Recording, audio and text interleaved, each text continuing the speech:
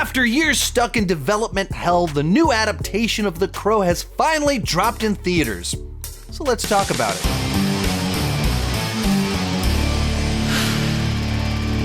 Hi, my name is Sean, and I love to talk about movies and TV way too much. With that in mind, go ahead and join me down below in the comments section.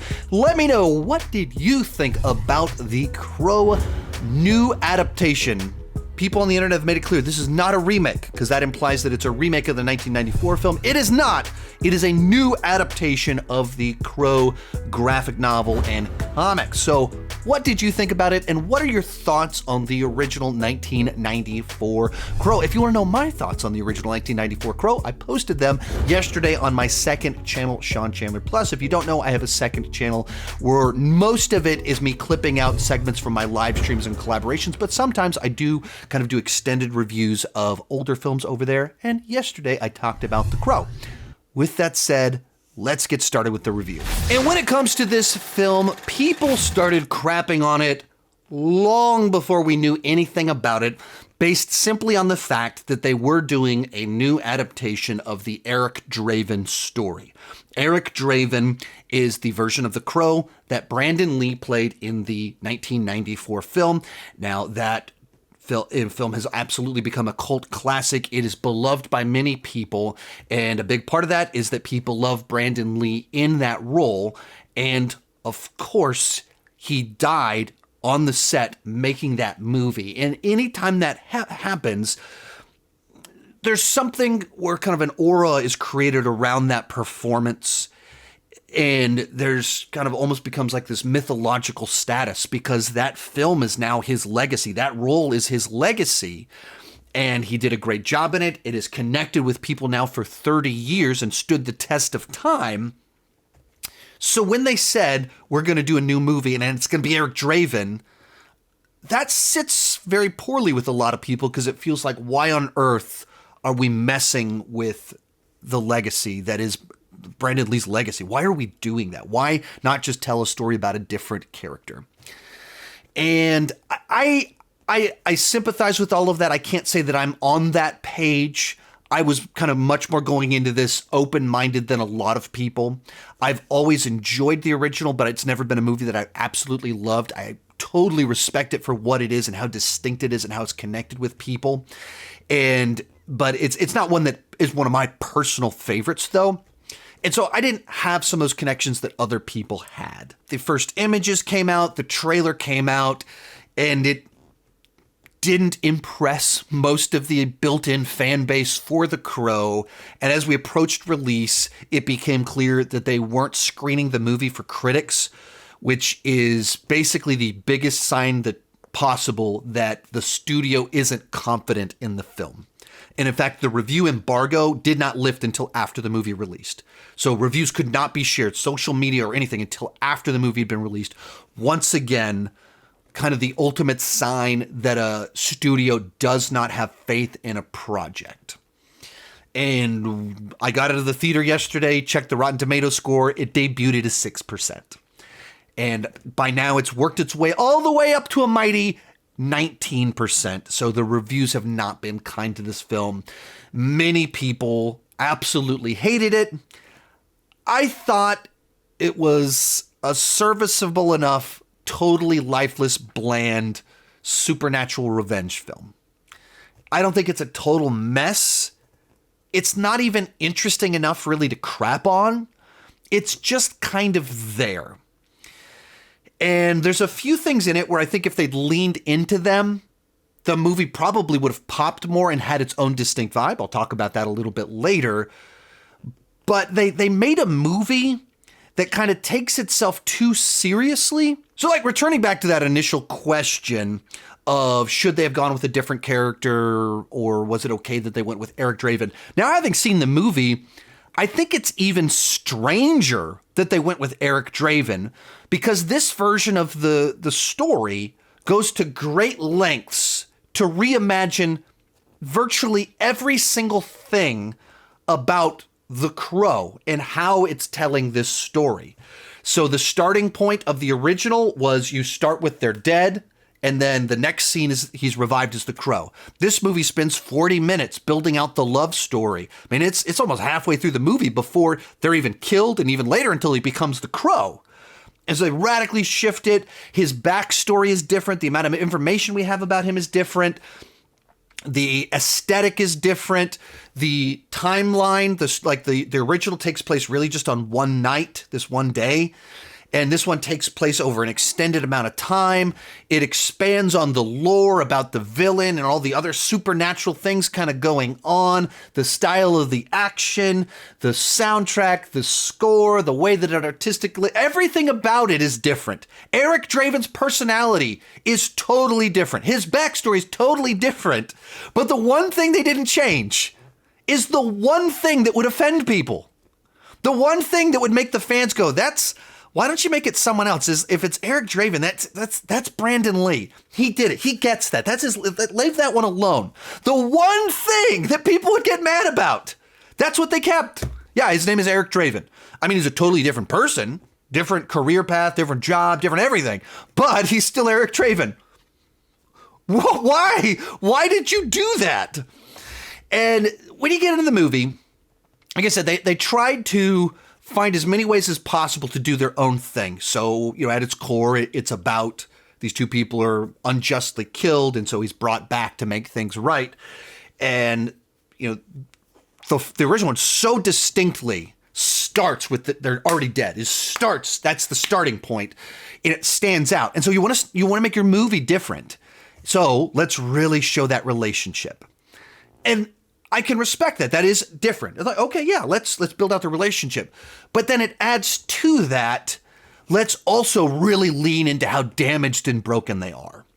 So then they make them two junkies in rehab, kind of doing a Bonnie and Clyde escape party spree.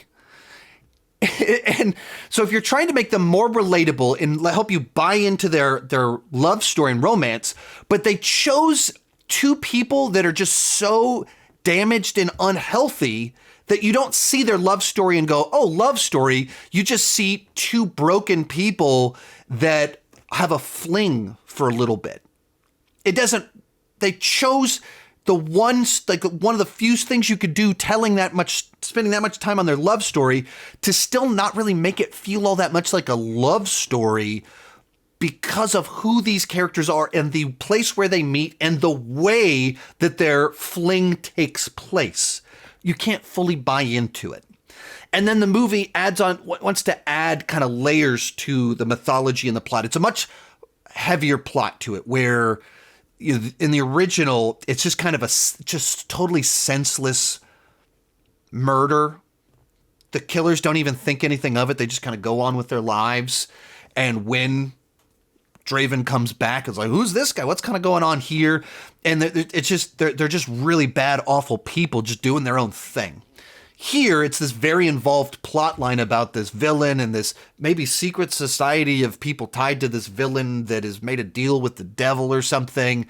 And there's evidence. It's a whole layered plot that just kind of makes it all more conventional. That it's just a conventional revenge story. Someone has evidence about the bad guy, so they get killed, and then the boyfriend's out for revenge. Like, that's very conventional in a way that the original wasn't. And even if they'd leaned into this more, we're going to build out this mythology about this villain and where he gets his power, that could be interesting, because there's more than just the Crow providing supernatural powers in this realm. Okay, gotcha. But it gives us just enough to where it's not satisfying, because it seems to imply there's all these people tied into what he's doing, that where people have been traded to him and given over to him. And there's this, implies things, but just implies a little small enough amount that you're just frustrated. It's not like curious. It's not, oh, that's intriguing. I wonder what's going on here. It's just like, huh? What are you even suggesting? What are you even getting at here? And with our villain, with his powers, you go, that's a nice counterbalance to The Crow, and it almost goes somewhere interesting, but it always cuts off. Like, we don't know enough about this guy, what he's doing, why he wants to live forever, what is his job? Like, what is his connection to anything? It's just evil guy that wants to be evil forever. Okay. It's all of it. It's tries something new and then cuts off before it's good enough to be interesting. That even applies to the action in the movie. There's one awesome set piece in the film. The opera house fight towards the end, which is essentially the third act battle in the movie, is really cool. Because it's ultra gory. There's some fun kills in it. It plays into the fact that like he's taking damage and feels pain, but he doesn't die, and so he keeps on going. And so people like, he'll get stabbed, but he uses that against them. And there's all this stuff that doesn't go. That's kind of clever. That's fun. And I was watching that scene at the end of the movie, thinking, if this is what the whole movie had been, this would have been like if the first one is the brooding version of The Crow, this is maybe the schlocky fun version. Not that you should necessarily do a schlocky fun version, but it would be that. It would at least be this wild, crazy, ultra-violent version of The Crow with creative kills and gore. But once again, it doesn't commit to anything enough. It does it for just one scene. There's one cool scene, and the rest of it, it's like short, it's clunky, it's not satisfying, it's dull, and it keeps on, it doesn't do enough of it. Once again, to kind of the frustrating side to it. And half committing to things. This one leans into the he gets hurt side of things. So like one part of it, he gets hit by a car, and so it shows like the bone sticking out, and he has to set the bone in order for it to heal right. That's an interesting idea. What if we kept putting that into the action set pieces on a large level to where he's fighting multiple guys? He can't, like they're shooting him, and that like makes his leg break. And so he can't walk towards them fast enough to get to them. But as they approach him closer, then he can do something. His leg, like there's all these things that are implied, and you go, oh, they're about to do something interesting. And every time that happens, it doesn't. The lore, the love story, the action, the gore, the treatment of the healing, all of it almost goes there and then doesn't. And so you just have this lifeless, dull, new adaptation that changes everything but improves upon nothing. And even the characterizations, Eric Draven, there's nothing relatable there. He's so awkward and broken and distant that you can't connect with him. Like the quirky humor of Brandon Lee's, it's kind of gone. You don't have a character like Ernie Hudson's character or the little girl that kind of grounds him to normal people. Like there's not enough of that to allow the personality to come out a little bit more. And so just a movie that just misses it. If you just want like a revenge movie, it kind of delivers that. It's fine. It's forgettable. It's dull. It takes too long to get going, but it has that. If you like to watch, you wronged us, I'm going to get you back. It has that, but it's not a good version of that. And as a version of The Crow, you're just constantly thinking every change they made just made it worse. Everything they did changed was a downgrade and made it more generic. A big chunk of the internet wants to declare this worst movie of the year, total disaster. And I don't even think it's interesting to be any of that. It's just kind of this dull place in the middle where it hits enough beats, it sets up motivation so you know enough about what's going on. The scenes flow from one to the next one clearly. It's never so campy or goofy that it's like laugh out loud bad, besides maybe one point in time where they use Enya music. Just a little bit out of place in the movie, in the sequence. But for the most part, like it's not so bad it's good. It's competent enough to make it just so mediocre you forget about it and don't care about it at all. It's just in that spot. And it's like they thought they were making this high art version of The Crow with these artistic shots and slow-mo, but it had nothing to say. It had nothing to communicate. It had nothing actually of value to add.